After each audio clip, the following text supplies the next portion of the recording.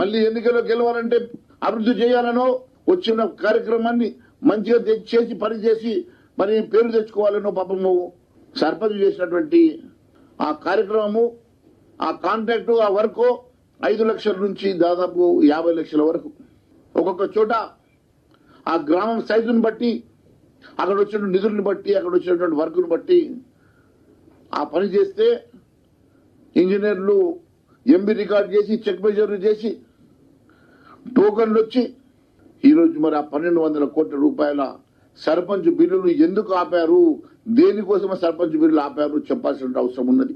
ఒకవేళ వారు పని చేయలేదంటే మరి దాన్ని ఎంక్వైరీ చేయండి తప్ప చేసిన పనికి మీరు ఆఫీసర్లు చెక్ మెజర్ చేసి ఎంబీ రికార్డు చేసిన తర్వాత కూడా మీరు చెక్కులు మరి టోకన్ ఆపేసి వారికి పేమెంట్స్ ఆపుతా ఉన్నారు. మరి బడా కాంట్రాక్టర్లకు 100 కోట్ల రూపాయలు ఒకటే కంపెనీకి, 1000 కోట్ల రూపాయలు ఒకటే కంపెనీకి ఇచ్చేటువంటి మీరు సర్పంచులకు సంబంధించినటువంటి 1200 కోట్ల రూపాయలు ఇవ్వడానికి మీకు ఎందుకు చేతులు రావడం లేదు? దేనికోసం మీరు సర్పంచుల మీద కక్ష సాధింపు చేస్తా ఉన్నారు? ఒక్కసారి చెప్పాల్సిన అవసరం ఉందని తెలియజేస్తా ఉన్నాను. గతంలో ఎన్నడూ ఈ రకంగా మేము చూడలేదు.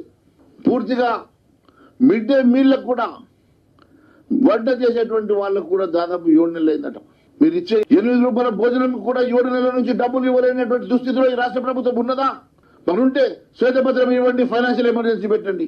ఈ రకంగా చిన్న వాళ్ళ మీద కక్ష సాధింపు చేస్తూ వీళ్ళందరి బిల్లులు ఆపుతూ పెద్ద పెద్ద కాంట్రాక్టర్ జేబులు నింపినటువంటి అవసరం ఏమున్నది అని చెప్పి నేను అడుగుతా ఉన్నాను.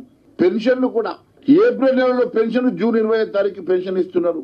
ఏప్రిల్ నెలలో ఇవ్వాల్సినటువంటి పెన్షన్ జూన్ 25 తారీఖు ఇస్తే మే జూన్ పెన్షన్ మీరు ఎప్పుడు ఇస్తారు? మరి మీరు ఇస్తామన్న 4000 రూపాయలు పక్కన పెట్టండి. మీరు ఇస్తామన్నటువంటి 2500 రూపాయలు గృహులకు ఇస్తామన్నటువంటి సంగతి పక్కన పెట్టండి. ఎగ్జిస్టింగ్ ఎన్నో ఏళ్ల నుంచి ఉన్నటువంటి 2000 రూపాయల పెన్షన్ కూడా ప్రతి నెల ఇవ్వలేనటువంటి దుస్థితి పరిస్థితి ఈ రాష్ట్ర ప్రభుత్వానికి నిజంగా ఉన్నదా?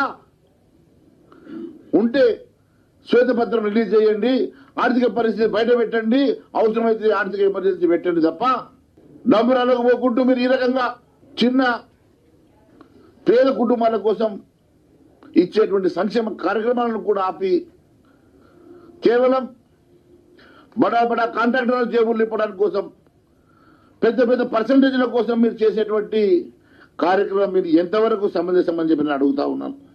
అంతేకాదు ఈ రోజు ఉన్నటువంటి రాష్ట్ర ప్రభుత్వం పూర్తిగా కాంట్రాక్ట్ బేస్ లో ఉన్నటువంటి వాళ్ళకి, అవుట్ సోర్సింగ్ లో ఉన్నటువంటి వాళ్ళందరికీ కూడా రెగ్యులరైజ్ చేస్తామని చెప్పారు.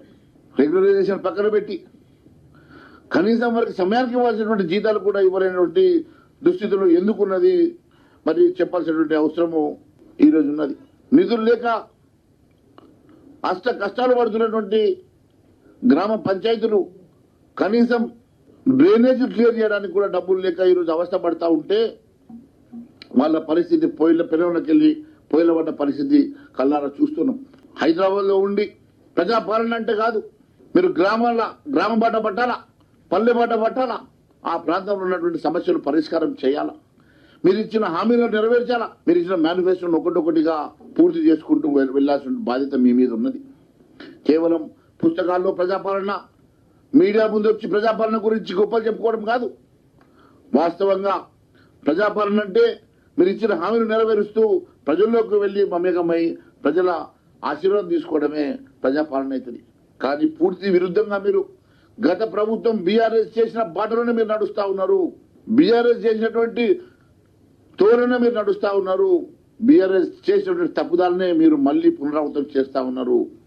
వారు ఏ రకంగానైతే పల్లె ప్రగతిని విస్మరించారు, ఏ రకంగానైతే గ్రామ నాయకత్వాన్ని, సర్పంచ్, ఎంపీటీసీ, జడ్పీటీసీ లాంటి లోకల్ బాడీస్ ని విస్మరించి వాళ్ళు ఏ రకంగా అయితే ఒంటెత్తు పోగలకు పోయినారో అదే బాటలో ఈరోజు ఈ ప్రభుత్వం వెళ్తా ఉన్నది. తస్మత్ జాగ్రత్త అని చెప్పి నేను మీకు తెలియజేస్తా ఉన్నాను. ఈరోజు పరిస్థితి ఎట్లా ఉందనంటే సర్పంచులు మొన్నటి వరకు జేబుల నుంచి ఖర్చు పెట్టుకొని చిన్న చిన్న పనులు చేస్తే ఈరోజు గ్రామ కార్యదర్శులకు ఆ పరిస్థితి వచ్చింది. టెంపరీగా అపాయింట్ అయినటువంటి గ్రామ సెక్రటరీలకు పాపం 4 నెలల నుంచి జీతాలు లేవట. పర్మనెంట్ ఉన్న వారికి జీతాలు వచ్చినా ఆ గ్రామంలో ఉన్నటువంటి పరిస్థితి చూసి ఆ గ్రామస్తులు వారి మీద విరుచుకుపడటం చూసి వాళ్ళ జేబుల నుంచి డబ్బులు ఖర్చు పెట్టుకొని మరి వీటిని అటెండ్ చేసేటువంటి దుస్థితి వచ్చిందని చెప్పి నేను తెలియజేస్తా ఉన్నాను. గత ప్రభుత్వంలో మంత్రులు, ఎమ్మెల్యేలు పని చేయమంటే తప్ప చేసినటువంటి వారు, ఆ రోజు వర్క్ ఆర్డర్ ఇస్తే చేసినటువంటి వారు, ఆ రోజు వర్క్ ఆర్డర్తో ప్రభుత్వం డబ్బులు ఇస్తున్న ఆశతో, డబ్బులు ఎక్కడ పోతాయి అన్న ఆశతో వాళ్ళు పాపం ఆస్తులు తాకట్టు పెట్టి, బంగారం తాకట్టు పెట్టి, అప్పులు తీసుకొచ్చి పనులు చేసుకొని ఈరోజు ఎంపీ రికార్డు చేసిన తర్వాత కూడా టోకెన్ వచ్చిన తర్వాత డబ్బులు ఇవ్వకపోవడం, మరి కేవలం వాళ్ళు బీటాక్స్ ఇస్తలేరని చెప్పా మీరు ఈరోజు వాళ్ళ బిల్లులు ఆపుతా ఉన్నారు చెప్పాల్సినటువంటి అవసరం ఉన్నది. మరి ఎప్పటిలోగా ఇవన్నీ కూడా క్లియర్ చేస్తారు, ఎప్పటికల్లా ఈ సర్పంచుల బిల్లులు క్లియర్ చేస్తారు, ఎప్పటికల్లా పల్లె ప్రగతి బిల్స్ క్లియర్ చేస్తారు, పెండింగ్ బిల్స్ అన్ని క్లియర్ చేస్తారు, పెన్షన్స్ రెగ్యులరైజ్ చేస్తారో చెప్పాల్సిన బాధ్యత ఉన్నది. ఈరోజు ఆర్థిక పరిస్థితి ఆ రోజు అసెంబ్లీలో శ్వేతపత్రం ఇచ్చిన రోజు చెప్పినటువంటి మీరు మళ్ళీ మీరు ఆ రోజు అలొకేట్ చేసినటువంటి బడ్జెట్ ని డివైడ్ చేస్తూ ఈరోజు కొత్త కొత్త ప్రపోజల్స్ పెడతా ఉన్నారు. మరి ఎక్కడి నుంచి ఆ డబ్బులు సమకూరుస్తారో కూడా చెప్పలేని పరిస్థితిలో మీరు ఉన్నారు. ఒక ఆలోచన, ఒక పరిజ్ఞానం లేకుండా ఇష్టానుసారంగా రోజు ఏ ఆలోచన వస్తే ఆలోచన ప్రకారంగా ఆర్థిక క్రమశిక్షణ లేకుండా మీరు పనులు చేస్తే మాత్రం రేపు రాష్ట్రం ఇంకా ఇబ్బందులు పడేటువంటి పరిస్థితి ఉంది. ఇప్పుడే రాష్ట్రంలో పరిస్థితి చూస్తూ ఉంటే గతంలో చెప్పుకునేటువంటి బీహార్ లాంటి రాష్ట్రాలను కూడా ఈరోజు మనము మించిపోయే పరిస్థితి ఉంది. ఇప్పుడు ఏ ఆర్థిక సంక్షోభంలో ఉన్నటువంటి రాష్ట్రాలు బాగుపడి మంచి స్థాయికి వస్తూ ఉంటే ధనిక రాష్ట్రమైనటువంటి తెలంగాణ ఈరోజు పూర్తిగా కుదేలైపోతున్నటువంటి పరిస్థితి కళ్ళారా చూస్తున్నాం. ఒక రకంగా ఇవన్నీ చూస్తూ ఉంటే చాలా బాధాకరంగా ఉన్నది. ఆర్థిక క్రమశిక్షణ లేకుండా ఇష్టానుసారంగా చేస్తే ఇది మంచిది కాదు అని చెప్పి నేను తెలియజేస్తాను. గ్రామాల అభివృద్ధి మీద కాంగ్రెస్ పార్టీకి నిజంగా చిత్తశుద్ధి ఉంటే ఇమీడియట్ గా వాటిని కూడా అటెండ్ చేసి ఈ సమస్యల పరిష్కారం కోసం ముందుండాల్సిందిగా డిమాండ్ చేస్తా ఉన్నాం. ప్రజా పాలన పేరు మీద గొప్పలు చెప్పుకోవడం కాదు, వాస్తవంగా ప్రజాపాలన పల్లె బాట బట్టి పల్లెల్లో కూర్చొని సమస్య పరిష్కారం చేసేటువంటి ప్రయత్నం చేయడం చాలా అవసరం అని చెప్పి, వెంటనే మీకు దమ్ము ధైర్యం ఉంటే ఇప్పుడున్నటువంటి ఎన్నికలను ఎందుకు పోస్ట్పోన్ చేస్తూ ఎన్నికలకు ఎందుకు భయపడుతున్నారు చెప్పండి, లేదా వెంటనే లోకల్ బాడీస్ ఎన్నికల్ని నిర్వహించాలని మేము డిమాండ్ చేస్తా ఉన్నాం.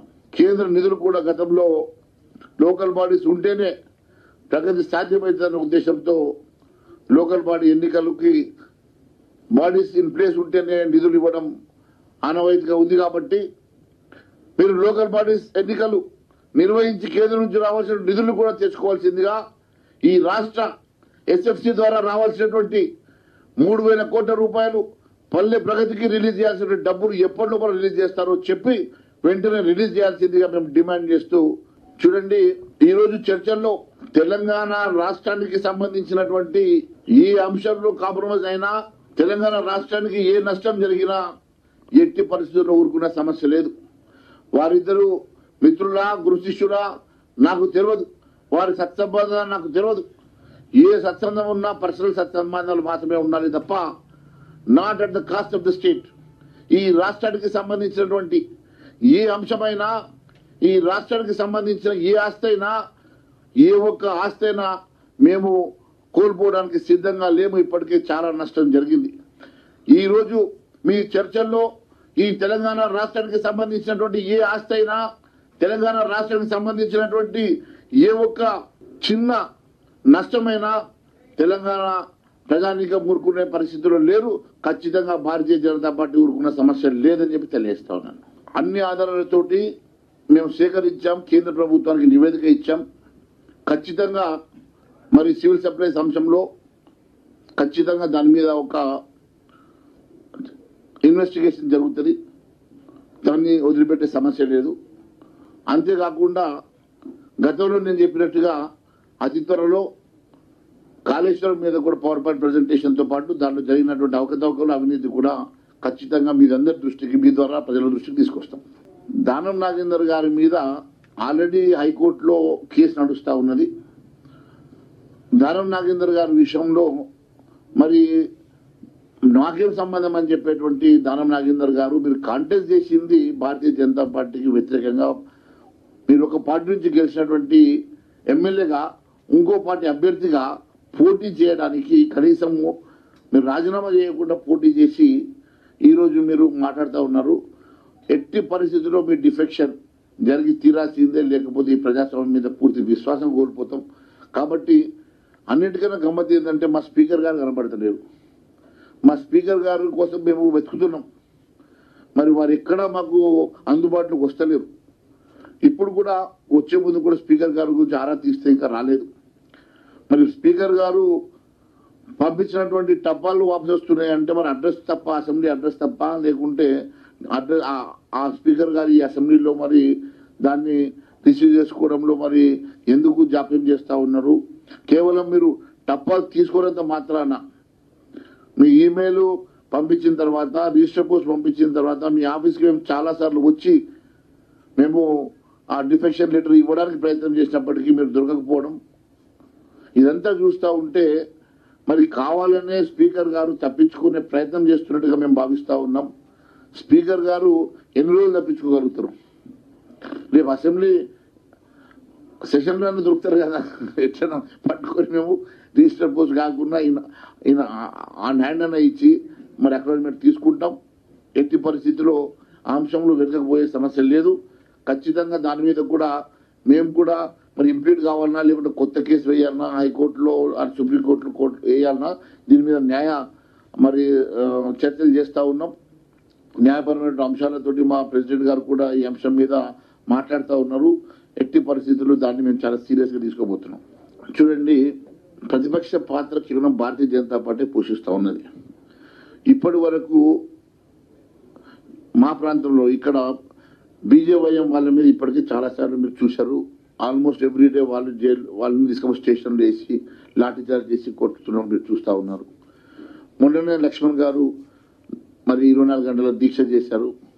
మరి ఎక్కడికక్కడ అన్ని నియోజకవర్గాల్లో, ఇప్పుడు నా నియోజకవర్గాల్లో దాదాపుగా 50 మంది కార్యకర్తల మీద జైలుకి పంపి వాళ్ళ మీద రకరకాల సెక్షన్లు, 307 సెక్షన్లు కూడా పెట్టి ఇబ్బంది పెడతా ఉన్నారు.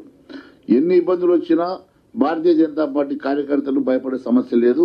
ప్రజా పోరాటంలో, ప్రజాక్షేత్రంలో మేము ముందున్నాం, ప్రజాక్షేత్రంలో ముందుంటాం, ప్రజల పక్షాన్ని నిలబడతాం, ప్రజా గొంతుకై పోరాటం చేస్తాం. ఖచ్చితంగా ఈ ప్రభుత్వం మెడలు వంచుతాం.